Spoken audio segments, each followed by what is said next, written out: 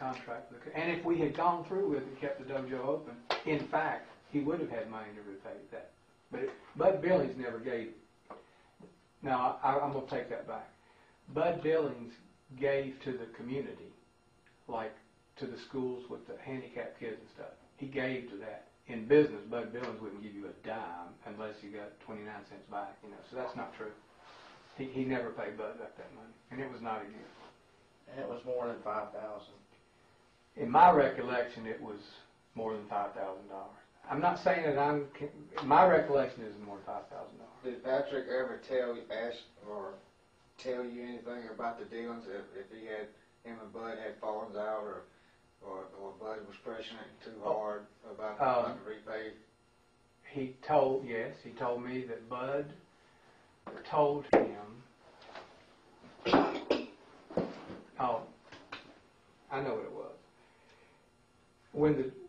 Before the dojo failed, he went back into Bud and said, you know, Bud, I've got all these accounts receivable coming in, but I'm short in cash now, and I need, would you like to buy part of my dojo?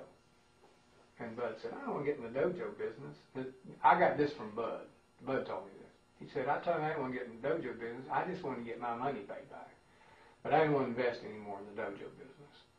And Bud said, Patrick said he'd get it to him as soon as he can. And he said, I don't really know what that means, but you know, as far as I know, he never paid back the money, and it was not. It was not a donation. It was not a donation. Has Pat ever been out to Bud's house? You know, I was thinking about that when that happened, and I don't know, to tell you the truth, but when Bud had this soft, he could be vicious in business, horrible, but he had this soft spot for kids. So when he found out that Patrick was doing these things where they teach these little kids, you know, a molester is not somebody you don't know, it's somebody you do know. Right. You know, which I mean, it's wonderful stuff. When he found out Patrick was doing that, he really wanted to help in any way he could. And I remember his wife and Patrick went down to his office several times, and I don't know if they invited them. It would seem a normal thing as much as for them to invite them out to their house to see their children. But I don't know that for a fact. So there's chances that they may have. That's very well could have been. That would have been a normal thing for Bud to do, is you guys come out, because, I mean, everybody was around him. He wanted them to come to his house and meet the kids. And so that would have been a normal thing to do. Absolutely. But you don't know. I don't know that. Has Pat ever told you if he's been out there or not? Man, that's a nice place. Anything like that? He knew where he lived. How do you know? Let me think of the conversation. He knew, well, I think everybody knew when he was building it. It was the big thing that everybody knew he was building it. And, you know, it's 7,500 square feet. Yeah, it's huge. It's huge. So everybody knew he was building it. He would invite everybody out to see the different points of construction and everything. And I remember Patrick saying that it was close to near completion, or it was completed, but he knew where it was. I mean, I don't know that he went there. He knew where it was. He did know. He did know where it was. He did know where he lived. I think everybody that's around anywhere knows where he lives. Something to be proud of. It's beautiful. It is a gorgeous house. In your opinion, or no, I ain't gonna ask you that. That's inappropriate.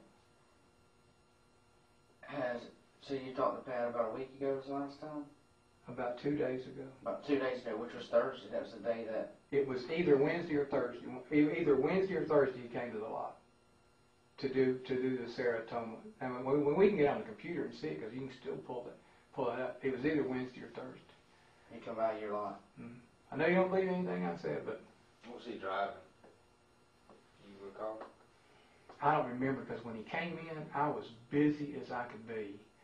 I had customers out there, and I was trying to do that. He was desperately trying to get me to see the serotonin award. And so I just ran in and looked at it, and I said, Patrick, I don't have time to talk. I got to get back to my customers. Well, I just want you to know I'm not lying about this. I said, well, that's good. I'm happy for you. So I went out and waited on my customers. What's y'all's relationship like? I mean, y'all good friends, or, you know? He is like the wayward child that you always want to try to be a good influence on his life. And the story that had been told me about his life was that when he was young, he got in all kinds of trouble. He got sent to prison, and he came back, and his life has been, good. He's tried to do good. He's worked hard, worked jobs, and has tried to live down that part of his life. And it's kind of been, if I can be some kind of influence in his life, it's like my ex-wife would go, why do you do this? I said, it's like a wayward child. I'm thinking if I can help keep him going down this way, and So she didn't like him either? No. Why? She thought he was manipulative and he wasn't truthful, and those things are true. She thought he wasn't truthful. You ever met his wife? Yes. What do you think about her? I think she's wonderful. Good people? She's, they have 6 children. Right. She's just sweet and nice and kind and a great mother and very involved in all that children, services for the children, and yeah, she's wonderful. So as far as Homeland Security happened, the same thing, because they said, you can normally judge people by the people that surround them. When you got somebody bad that surrounds you, what's your relationship? It's more like a father with a child. I mean, to give you an example, he and his wife called me up on Father's Day and said, Happy Father's Day, And after my divorce, my children don't talk to me anymore. So it made me feel good. It's only Father's Day, that's kind of the relationship is, hey, you've been a really, really good father to us, and we want to miss you Father's Day. And last year they called up and wished me Father's Day. So it's kind of that relationship. It's not a friendship relationship. It's not that. But y'all are close. We're close like a father and a wayward son. Yeah. Did you know that his mother bought him a vehicle? Did he tell you that? He told me that he'd been driving a red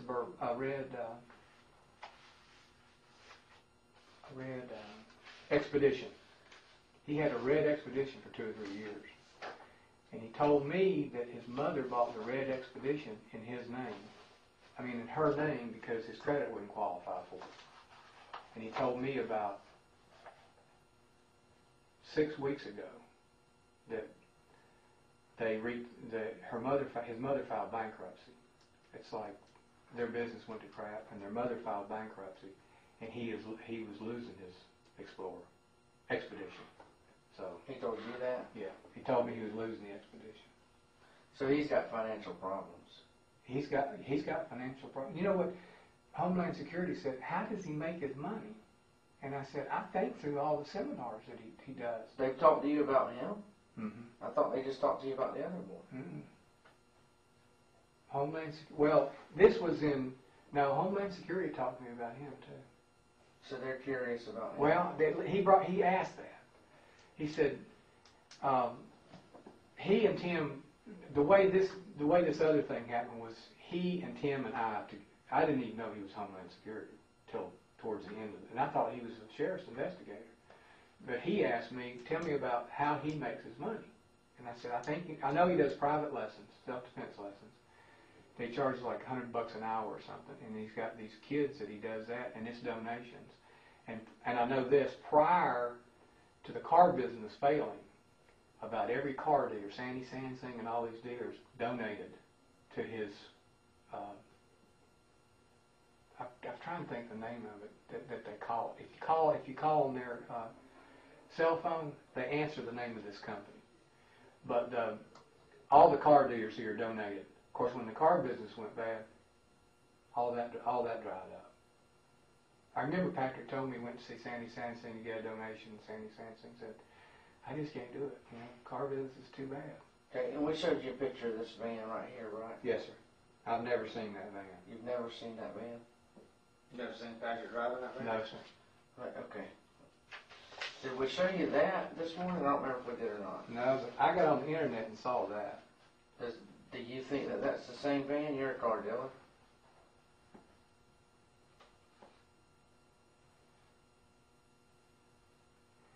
You know, I would think so, because how many funky looking long